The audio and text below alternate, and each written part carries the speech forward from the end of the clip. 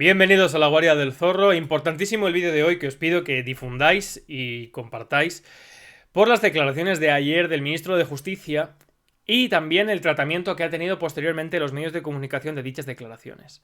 Que ya no solamente denota el profundo desconocimiento, tergiversación, pero yo creo que es que desconocimiento y ignorancia, ya no solamente de los cargos políticos, de la clase política, de todos los partidos, sino también de la opinión pública, de la terminología más básica del derecho constitucional y la ciencia política. Vamos a ver qué es lo que dijo ayer el ministro de Justicia. Atención. Y nos entra una nueva crisis, donde nuestro modelo social se rompe.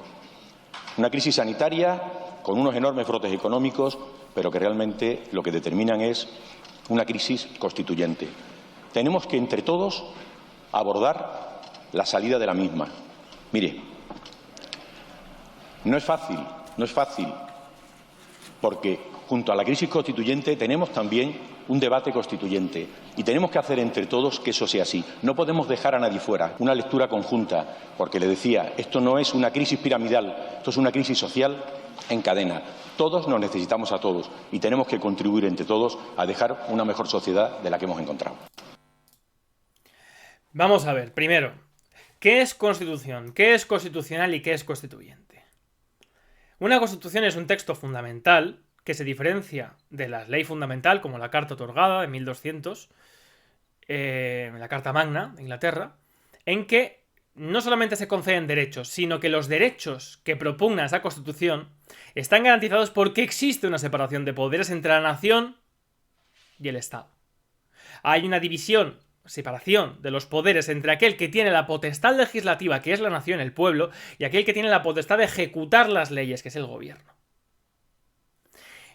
¿Qué es constitucional? Constitucional es el modelo de Estado en el cual hay esa separación de poderes. Todo esto, ya os digo, yo ya he citado varias veces a Montesquieu, el espíritu de las leyes, a Locke. El que quiera que lea el artículo 16 de la Declaración de los Derechos y el Hombre del Ciudadano de la Revolución Francesa, donde se establece claramente que aquella sociedad en la cual no está garantizados los derechos, ni determinada la separación de poderes, carece de constitución. Por lo tanto, constitución y constitucional es aquello que está sustanciado en la separación de los poderes del Estado, que en España no existe. Principalmente porque este señor que estáis sentado y que veis ahí ha sido elegido por el jefe de un partido político, que a la vez, como ejecutivo, como persona que se presentaba al ejecutivo, ha elegido a todos los diputados que tiene detrás este ministro, que son el legislativo. Es decir, tiene la facultad para ejecutar, la facultad para legislar y además nombrar a los jueces. ¿Qué separación de poderes es esa? Entonces, constitucional, cero en España. Segundo, ¿qué es constituyente? ¿Y por qué el ministro ha empleado esta terminología? Constituyente es aquel que tiene la potestad para dar una constitución.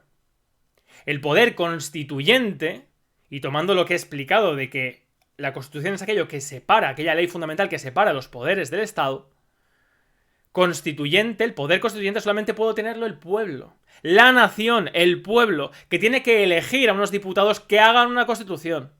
Pues lo que yo pido es un periodo de libertad constituyente, no un proceso constituyente que se puede marcar dentro del Estado, aunque realmente no es constituyente porque esta gente no está pensando ni de casualidad en separar los poderes del Estado. Y aquellos que critican lo que ha dicho el ministro, como ahora vamos a ver, lo critican porque consideran que es una reacción al régimen del 78, pero si el régimen del 78 tampoco separó los poderes del Estado, no hay separación de poderes ni representación, ni esta gente lo pretende. No es escandaloso que estén propugnando un cambio en el modelo de Estado, porque el cambio de modelo de Estado que pueden propugnar los partidos o que pueden pretender los partidos ahora mismo es para consolidar su poder. Es decir, cambio real, ninguno, cero. El pueblo va a seguir siendo un cero a la izquierda, votando cada 4 años a un partido u otro para que luego este haga lo que le dé la gana, pactando con aquel o con el otro, con mayoría absoluta, ni siquiera pactando. Corrupción sistemática, sistémica. Igual, da igual que cambien la Constitución. Pero ¿por qué utiliza el término constitucional y a dónde voy yo con mi análisis? Y modelo social, ahí está el quid de la cuestión. Yo solamente conozco un régimen político, un modelo de Estado que pueda hablar de modelo social, de que su modelo social se rompe.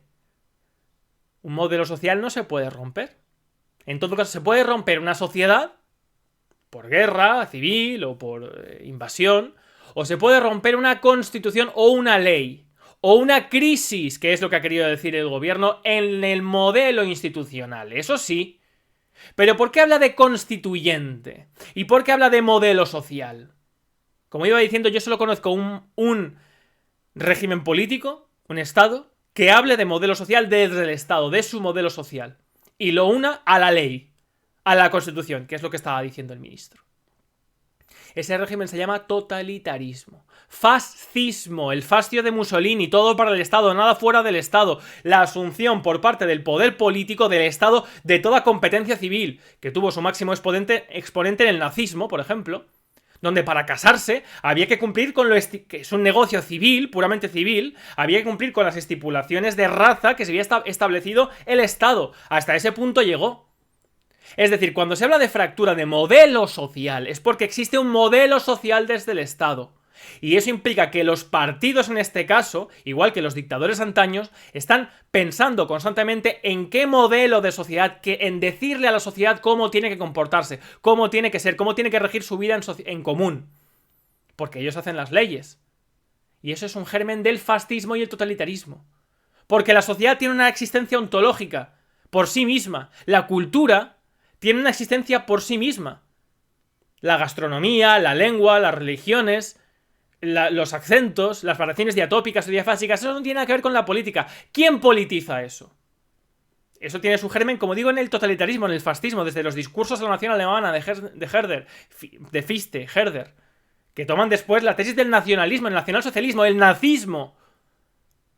Y el germen del fascismo y el totalitarismo es lo que ha perdurado en la segunda mitad del siglo XX en forma de, en vez de dictadura, de partitocracias. Y las partitocracias hacen lo mismo que hacían las dictaduras socialmente. Decirles cómo tienen que vivir, cómo tienen que comportarse. ¿Qué diversidad hay? Y estos actúan exactamente igual que actuaba Franco, pero en reacción a él. Franco decía a los españoles que solamente se podía hablar español, que la religión tenía que ser la católica, que el modelo de la familia tenía que ser este.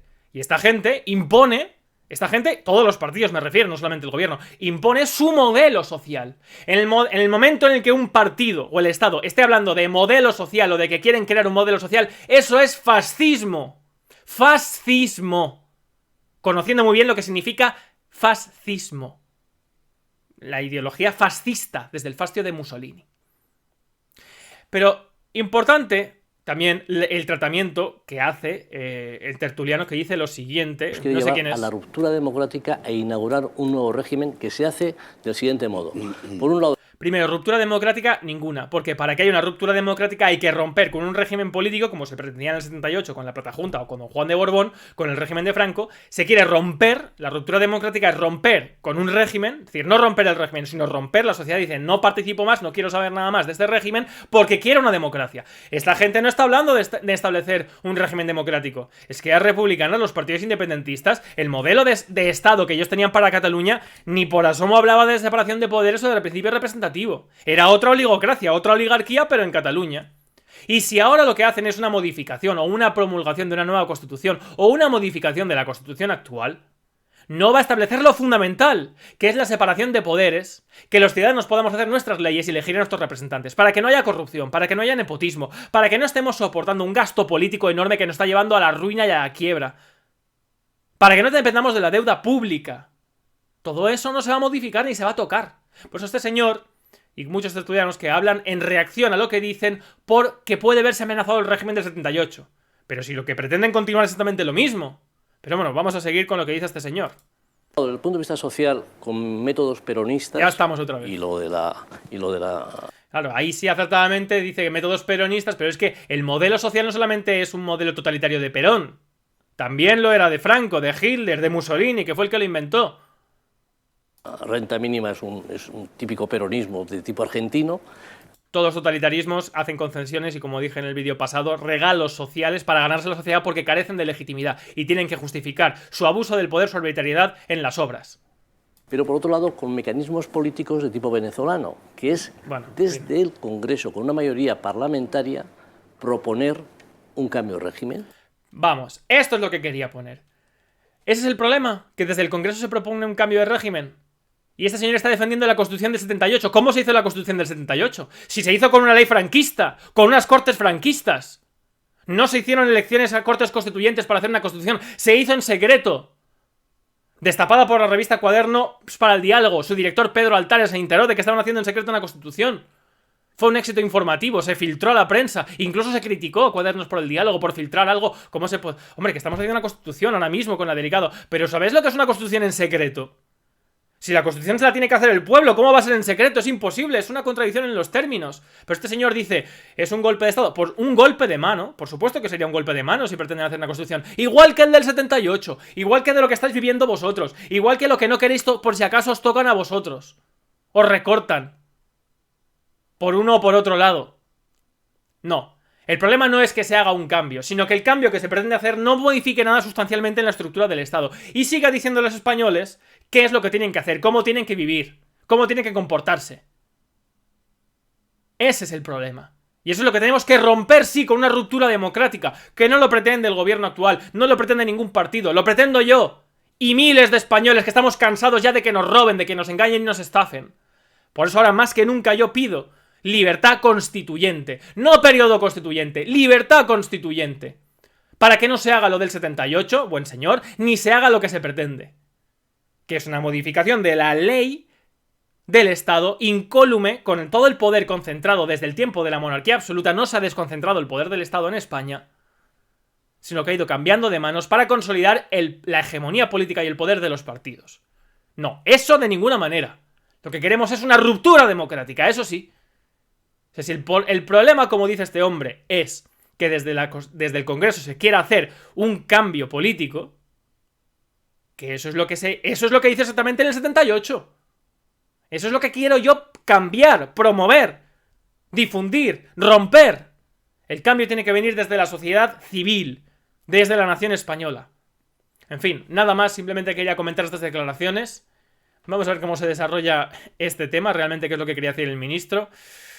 Invitaros a seguir el canal, gracias a los Patreon por hacer posible que pueda seguir con esta actividad. Saludos y libertad colectiva.